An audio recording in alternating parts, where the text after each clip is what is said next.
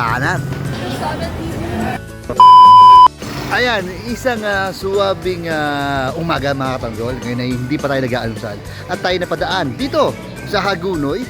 At meron tayong nadaanan dito na mukhang kakaiba at mukhang masarap.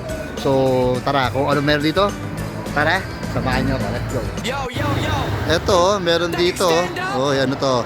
Let's go. Pagdating sa kainan, walang mintis, solid lagi. Gabi man no umaga, laging may biyahe. Mga kainan sa kanto hanggang mamahaling na buffet. Pag si Suabe ang nag-vlog, siguradong trending. Pagkain pa lang sa video mo, gutom magadatin. Luto na umuusok, sausawan ay sagana. Mga viewers na papasigaw ng saan ba yan kuya? Street food, samgyup, burger at pares. Lahat sinusubukan basta solid at fresh.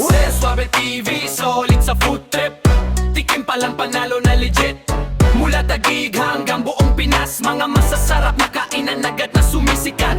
Suabe TV, laging astig ang content. Busog ka na, solve ka pa sa entertainment. Paghanap mo ay pagkain na mabangis, kay Suabe TV ka na agad titikit. Camera naka-ready habang naglalakad. Mga tindahang simple, ginagawang sikat. Mga negosyante todo ang pasasalamat. Kasi pag na-vlog ni Suabe dumadami agad. May tusok-tusok, only wings sa tihawan. Mga viewers niya laging napapamura sa sarapan. Hindi tamatay basta masarap kinakain, kaya solid sa portas niya araw-araw dumarating. Mga kaswabe, tara kain tayo.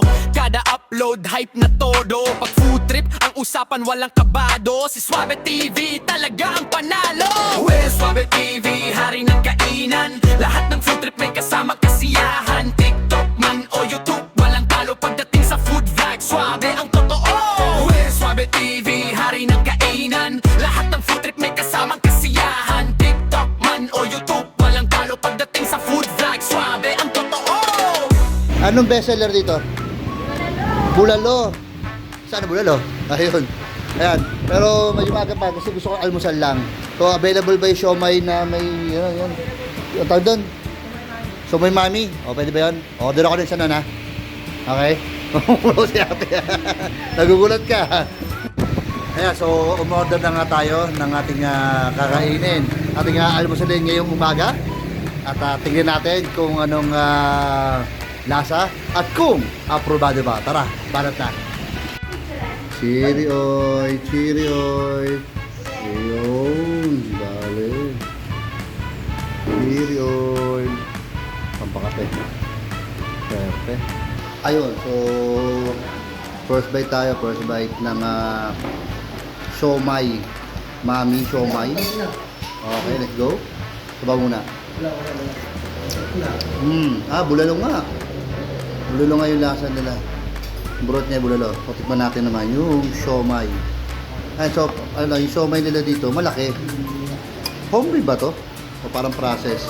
Ito yung siomay nila malaki. Tikman natin. First bite.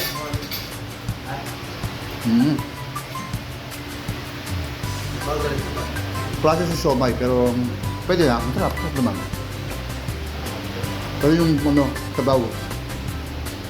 Yung sabaw taga nagdadala dito. So kung gusto nyo pa maglagay ng mga condiment like patis, pwede naman. Sa mga sili-sili, ayan, pwede. Ako maglalagay ako ng patis. Saka konting kalamansi. Siyempre pag may mga gantong sabaw, lalo na ngayon nag-uulan.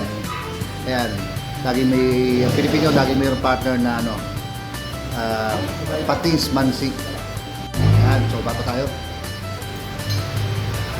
Pag ganitong almusal mo sa umaga, napaka good start ito. Masabaw. Habang panahon ngayon ay June, nag-uulan na. So napaka solid ng araw natin. Okay, banat. Yan. Ano tayo? Alis sabaw to eh. Refill tayo ng sabaw kay ate. Ate, pahing sabaw. Uy, nag-refill niyo ng bata. Sabaw, pahing sabaw. Pahing sabaw. Ayan o. Alright, ako na ito eh. Wow. Swerte. Sabaw ni ate. Uy, naiiya si ate. Talaga. Kanin pa po, kanin. Kalahati lang po, kalahati. Kalahati. Ay, ganun pala. Timer pala yun. Kalahati kanin. Ayan. So, ito na. Mga kaglo. Last bite. Kala siomay, naubos ko na. Madali lang gawin sa Hmm. So lang muna, banat. Itong spaghetti dito sa Bulaluhan, ayan ha. Ayan, the best daw yan, the best yan. Natikman na kami kapo yan. Luto ni Mami yan. Mami, ang sarap ng bulalo mo, ano mo, ng spaghetti mo yun. Baka naman, penge. Bye-bye. Sabi mo, Mami, banat. Ayun, thank you. Ayan, so tayo na may pawisan at tayo na may napalaban ng kainan.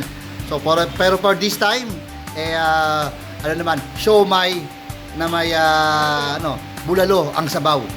So, para sa akin, siomay dito sa Super Bulaluhan sa Hagunoy, winner ka. Siyempre, affordable, siyempre. Yung 49 pesos mo, may Mami ka na, meron pa 3 malalaking siomay.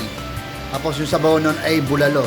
So, depende yan, choices mo kung gusto mo umorder ng kanin at yung mga condiments naman nila, unlimited. At saka yung sabaw nila, unlimited. Ayan, maahang din. Para sa akin, ang super bulaluhan dito sa Hagunoy. Good job, winner. Magkano yung kinain ko? Isang super, yung order ko kanina. Magkano yun? Magkano yun ate? 74. Apply mo, 1.5 rice. Tapos yung kinain ko kanina, 74 lang. Saan ka pa, di ba? Napakamura kung it's good to start your day na ganung nakapakamura at panalo na rin ng lasa. Yun lang, muna, banat. Ayan, so lagi tandaan, laging suportahan ang mga maliliit na negosyo upang lalong lumago at umasenso. Yun lang, banat.